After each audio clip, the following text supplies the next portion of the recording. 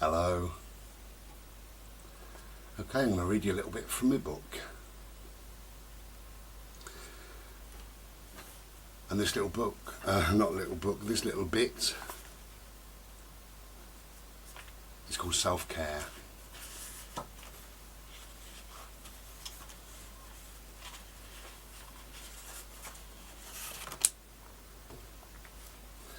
Okay, self-care. There isn't a single person on this planet who is entitled to treat you badly. And if someone is trying to bring you down, they are already beneath you. Never confuse what you're offered for what you're worth. When you learn how much you're worth, you'll stop giving discounts. Not every person in life is meant to be here until the end. Often we try to hold on to people who cause us pain and heartache. We think something is wrong with us if we make the decision to move on and wish them well from afar. Distance yourself from negative people and set boundaries when people in your life are toxic. At first it may feel like a loss, but in time you will be grateful. Your self-worth comes from the inside. The most important relationship you will ever have in life is with yourself. Treat yourself with kindness, love, gentleness and compassion. Your value doesn't decrease based on somebody's inability to see your worth. However people treat you is a reflection of their perception of what's happening inside of themselves. You are the boss of your life, not them. This is your one precious life, so never give someone else who has not been where you are going and who has never walked in your shoes the gift of living it. You teach people how to treat you by what you allow, what you stop, and what you reinforce. Remember, some people just aren't ready for you.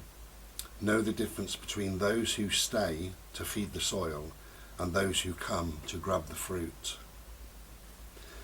The behaviour, choices, words and actions of others has nothing to do with you. So they may not like what you do, say or look like. So what? That is their perceptions, feelings and energies of what's happening inside of them. You can never change another person, ever. You can only be responsible for your actions. Stay in alignment with the puddle of your own truth. Don't take people's treatment of you personally and walk into your own life. The company you keep is a reflection of how you feel about yourself. And sometimes letting go of certain people is an act of kindness towards yourself. If people attack you, it is because they are a weak person. Strong people do not put others down, they lift them up. And remember this, you are not accepting verbal apologies this year, only changed behaviour. Thank you. Be well.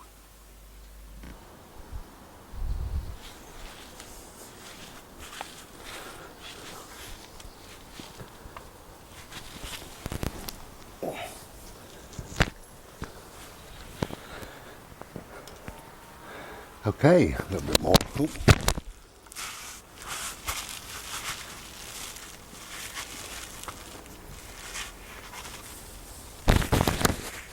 Oh, it's like a fairground ride this.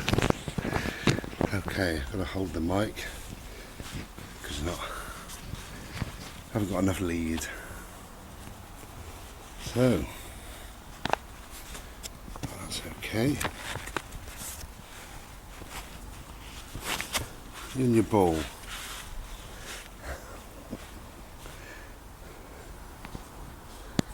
Okay, I'm going to put the camera over in a minute.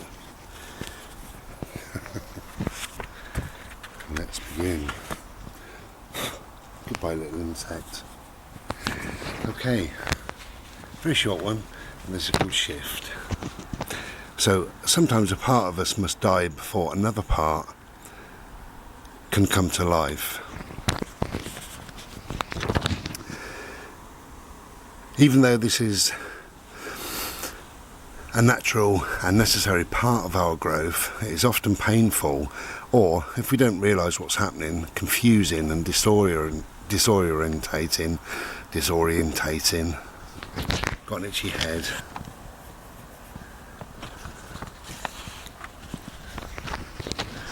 Okay. In fact, confusing and disorientation are often the messengers that tell us a shift is taking place within us. These shifts happen throughout the lives of all humans as we move from infancy to childhood to adolescence and beyond. With each transition from one phase to another, we find ourselves saying goodbye to an old friend, the identity that we formed in order to move through that particular time. Sometimes we form these identities in relationships or jobs, and when we shift those areas of our life, it becomes unsettled. Usually, if we take the time to look into the changing surface of things, we will find that a shift is taking place within us.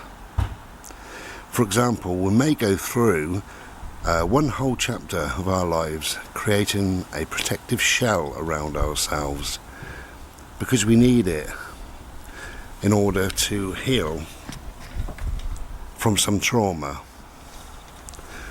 One day though, we may find ourselves feeling confined and restless, wanting to move outside the shelter we needed for so long. The new part of ourselves cannot be born without the confines of the shell of our old self needed to survive. We may feel a strange mixture of oh Bode, please, he wants to play ball now.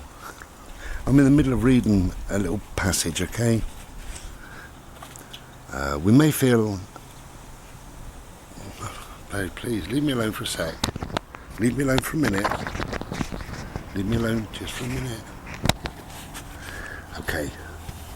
So, we may feel a strange mixture of exhalation and sadness as we say goodbye to the part of ourselves that is dying and make way for a whole new identity to emerge in its place. We may find inspiration in working with the image of an animal who molts or sheds in order to make way for new skin, fur or feathers to emerge. For example, I'm forever holding a feather and some other symbol of transformation, which can remind us of death and rebirth, are simply nature's way of evolving. We can surrender to this process, letting go of our past self with great love and gratitude, and welcoming the new with an open mind and heart, ready for our next phase. Hey, we got through it eventually, didn't we, eh? Dropping the mic, dog wanting to play ball. What we got there? Cheers.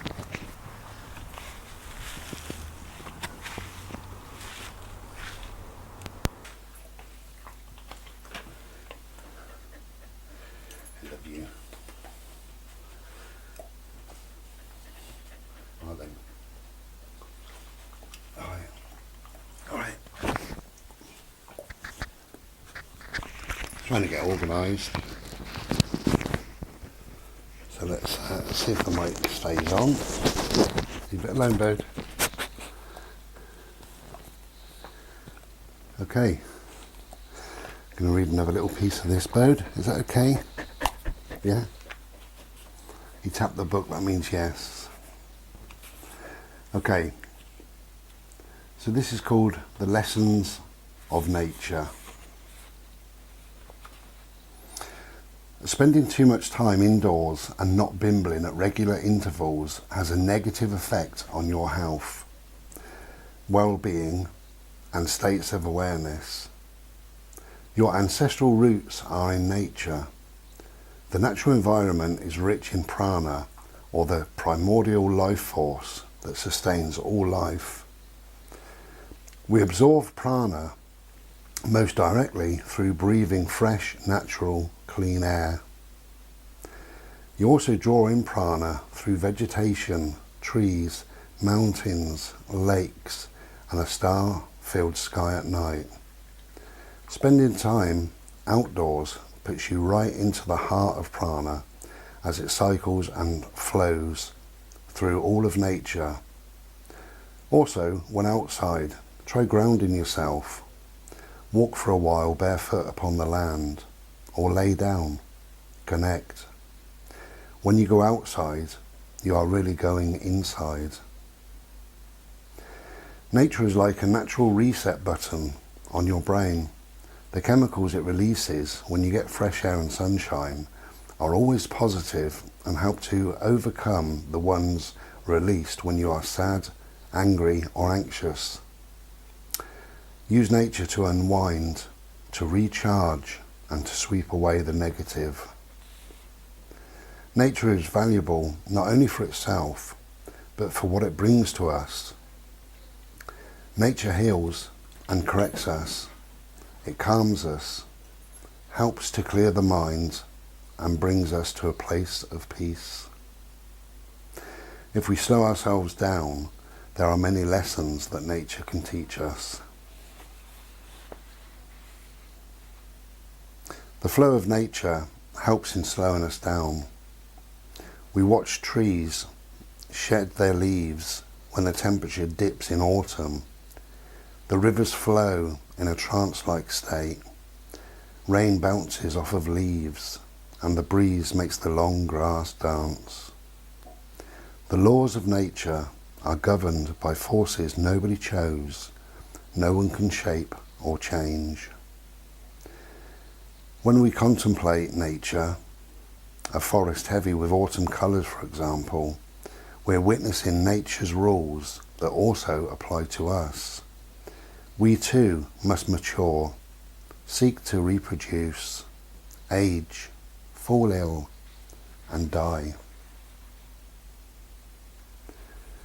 The most gentle things in nature, clouds, streams and trees, have an instinctive appeal, and they produce a feeling of total bliss and tranquility.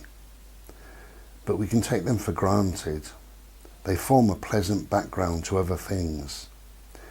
Sitting in a meeting, you might gaze out the window and rest your eyes on an old oak tree. But that was 2 years ago, and you may not have looked properly at a tree since.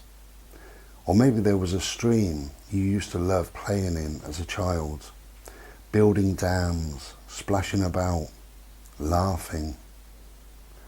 The adult world is often sadly stream-free. Spending moments of close observation with clouds, trees and streams may in fact play a minor but important supporting role in the pursuit of a balanced and more or less sane life. We are often preoccupied with ourselves in a confusing and ridiculous busy life which we have created. Nature doesn't do this. Nature simplifies itself. I love watching clouds. Clouds are totally indifferent to all our concerns. They don't care about fashion, are only interested in gossip and not responsive to our status or lack of it. They come and go, inching across the sky, slowly losing definition. 10 minutes later, it is barely recognisable. Shortly after that, it merges with another cloud, and its brief, individual career is over. There is a constant drama above our heads of collisions, fractures, swirls, separation. Human life is no less active, but watching clouds, we get a moment of relief. where the agitations of the present moment seem less significant. Clouds teach us that change is inevitable. Everything comes and goes. My real love in nature has to be trees, any and all trees.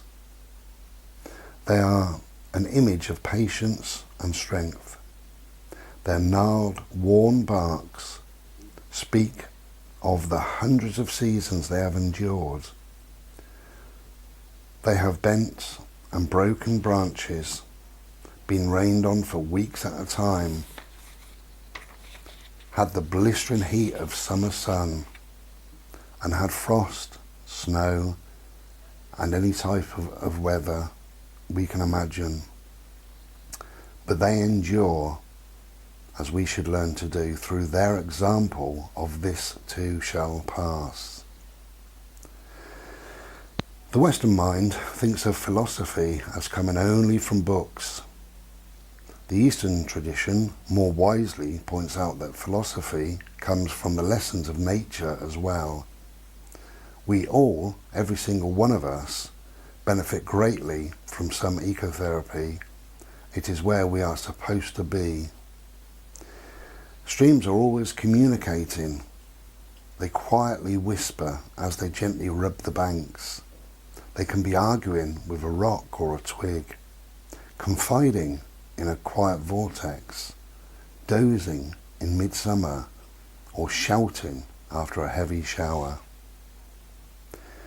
For me, a stream comes second only to fires in providing an ideal object of contemplation for us when we are trying to think. Their constant activity sparks our imaginations. They don't stare blankly back at us like a piece of paper on a desk. They distract our minds and allow the good images to emerge. They also warn us that we must be careful to hold on to those thoughts.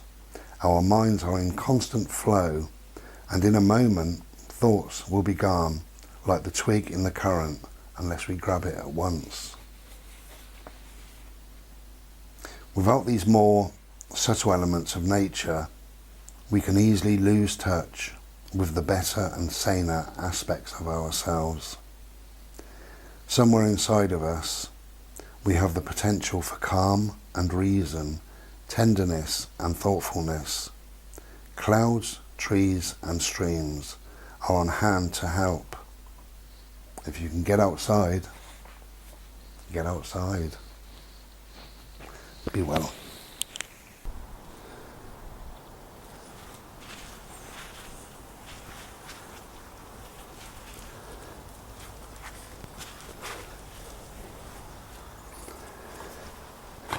Hello again. So,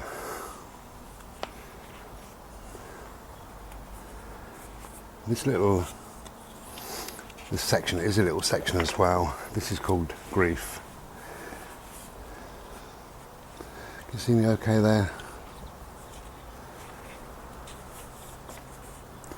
Okay, grief. There's been plenty written about grief on the internet and in various self-help books, so I won't add too much. Grieving is a highly individual experience, and there is no right or wrong way to grieve. All I can add is that how you grieve depends on many factors, including your personality and coping style, your life experiences, your faith, and how significant the loss was to you. Grief isn't something you live through, it is something you live with. Healing happens gradually and naturally. There is no normal or usual timetable for grieving, and it is important to be patient with yourself and allow the process to unfold naturally. When a person is born, we rejoice. And when they're married, we celebrate. But when they die, we try to pretend nothing has happened. This is fucking ridiculous and makes me so angry.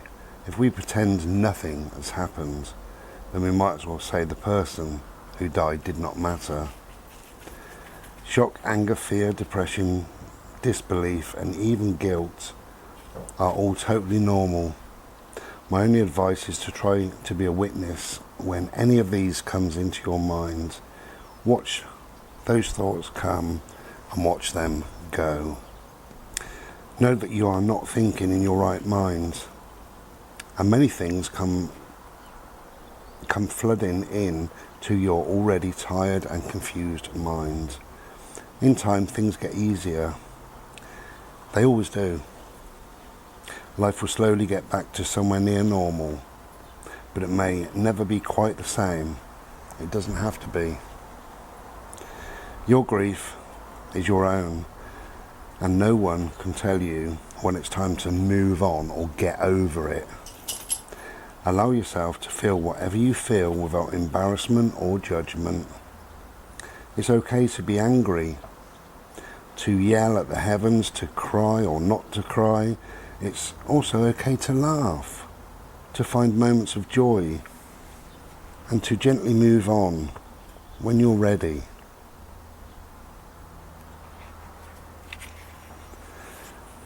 Try to spend some time looking at a photo, a card, someone's handwriting, a piece of jewellery, something they made or bought. Remember life, not just death. Finally, people may ignore you or try to avoid you for a while. We don't talk about death or grief, and people often feel very awkward and embarrassed. It is only because they do not have the skills, not because they don't care. There are some great organisations and plenty of help online. Talking is important, very important. Never stop talking about your loved ones. Never. It just started raining. Thank you. Take care and be well.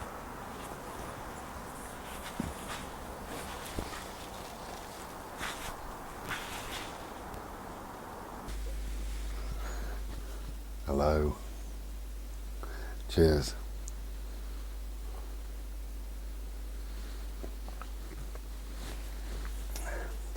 So I thought I'd read you another little bit of my book. And this little bit is very personal actually, and this is called Living Life on My Terms. Okie dokie. Living life on my terms. I am no better and no worse than anyone else living on this planet. Read that again. However, I do try to live life more on my own terms. I will try to explain, and if you think I have been condescending or patronising, or if you think that I am gloating and saying I am better than you, you haven't understood, and I am sorry. I lived my life fitting in, doing what seemed right, in the way everyone else did. I thought it would bring me happiness, which it never did. I was brought up to toe the line, be a good boy, keep my head down, don't make waves and get on with life. I didn't know there was another way of living, one that brings amazing satisfaction, happiness, fulfillment, passion and joy. I did what my mum and society expected, but I felt dead inside. I was overcome with a state of fear, dread and panic at the thought of living like this forever, and was completely unhappy. I was passionate about music, art and nature, but I spent years working like everyone else, often in jobs I hated. What had happened to my life? The one that I thought I'd have. The one where I was happy, fun-loving, passionate, enthusiastic, and wanted. I had done what seemed like the right thing to do, but felt empty and sad. I would always question why I felt this way, as all around me no one else seemed to mind living that way, They never complained or spoke to me about what they would like to be doing. It seemed that nobody had any dreams or plans. I knew something had to change, but I didn't know how. I didn't know exactly what, and I was scared. I was coming to the end of living this way, but I had no real idea of what I might do or how. I grabbed hold of my life and ran with it, petrified of someone dragging me back into what I had been. It worked. I had escaped that life, that way of thinking, and nothing would stop me now. I call this following your bliss. I speak more about this in the section work-life balance. I didn't grow up having the best role models around me. I grew up having people that I didn't want to be like, and seeing situations I'd never want to be in. Not all of us are dealt the right cards, but that doesn't mean you can't reshuffle your deck for a better outcome. Here are some truths about change that instinctively you know, which have been covered over by years of living your life to fit somebody else's mould. I hope you can see the importance of living life more on your own terms, and maybe take steps to live your life your way. Happiness is so important. The happier you are, the more content you feel. You feel healthier, people enjoy your company, you sleep better, and will live longer. If something in your life isn't making you happy, change it. Take responsibility for everything in your life. Find the direction you want to head in and do only that. That is your focus. Push forwards and never take your eye off of that direction. You must feel connected to what you need to change and to the new direction. Let your heart and mind lead you. Society doesn't know what's best for you. Only you know that. And by believing that and acting from that place, you have the power to create a glorious change in your life. In life, we get taught to go after what's sensible, what seems like the best option. We are told not to set our sights too high for fear of failure and disappointment. We get pointed in a direction of what we should do rather than what we want to do. And we swallow this bollocks. The greatest pleasure in life is doing what people say you cannot do. If you want to live your life on your own terms, you must step above these things.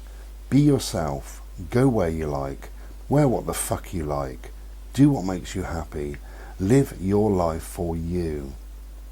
You only ever have to impress yourself. You only ever have to please yourself. People either catch up with you or they fade away. Most people will live the same year over and over again until they are 70 and call that a life. For me, it is a nightmare. I've always wanted and needed more. Think about how your life would look if you were truly living it the way you want. Dream about it, write about it, visualize it, feel it, really feel it. Because life is for the taking. Grab it and make it yours. And above all, follow your passions. Search for your moksha and follow your bliss. Change into the person you are, not the person you have been told to be. It's challenging. It's about facing fears and demons, stepping further than you ever have before and making bold decisions. You've got to love what you are working towards, to know that when push comes to shove, you will do what you need to do. There's no point going after something you are half-hearted about. You just won't succeed. So many people are terrified of moving towards what they really want because they think change has to be about death-defying leaps from one mountain to another. But the one thing I've learned from all my changes, from choosing to live life on my terms, is that it's about the small steps. Figure out the direction you want to go in and take some small actions. This moves you closer. It feeds back to you. It will give you confidence, and then you move on to the next few steps. This is how lives are changed. To move into the life you want, you have to step out of the life you currently have. Staying in your current worldview will not move you forwards. If you know you need to change, seek out others. Internet groups, training courses, supportive friends, meetups, coaches. Try to find people who think bigger, who've done what you want to do and live in the way that you want to. You can live your life on your own terms no matter what others say, no matter what the rest of society is doing. If that's not for you, if you don't believe in it, if it doesn't make you happy, don't do it. Go your own way and you'll build a life you should be living. Thank you. Be well. Hello. Okay, I'm just going to read a random passage. Very, very random. There. Okay. Wow. Is that a long one?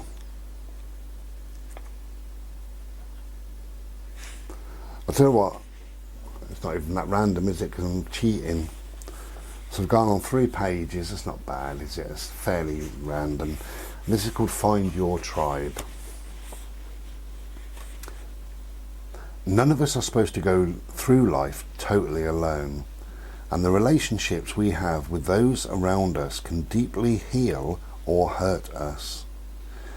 When our ancestors roamed the land for food, moving in numbers was vital to safety and survival. They had to rely on each other to survive harsh weather and living conditions. I've said in many videos that I'm a recluse, and I am to a degree.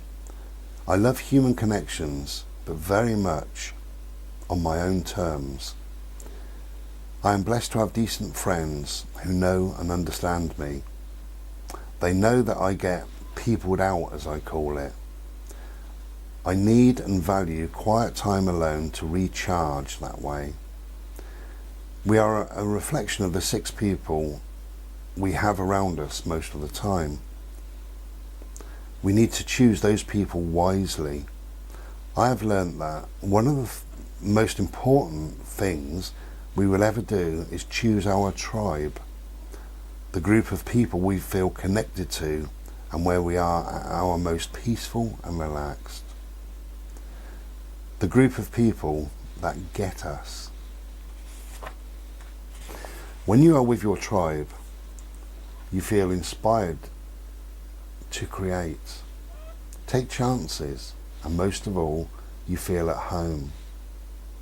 Our tribe are the people who are loyal and supportive of all that we are and aspire to be. They will tell you the truth when you may not want to hear it. Our tribe will show up for you when you most need it, and even when you think you don't. Find your tribe and love them with everything you have. These people will make the hard times easier and the great times even better. You already know who are in your tribe. Your vibe attracts your tribe. Go and connect with them. Cheers. Be well. Ta-da.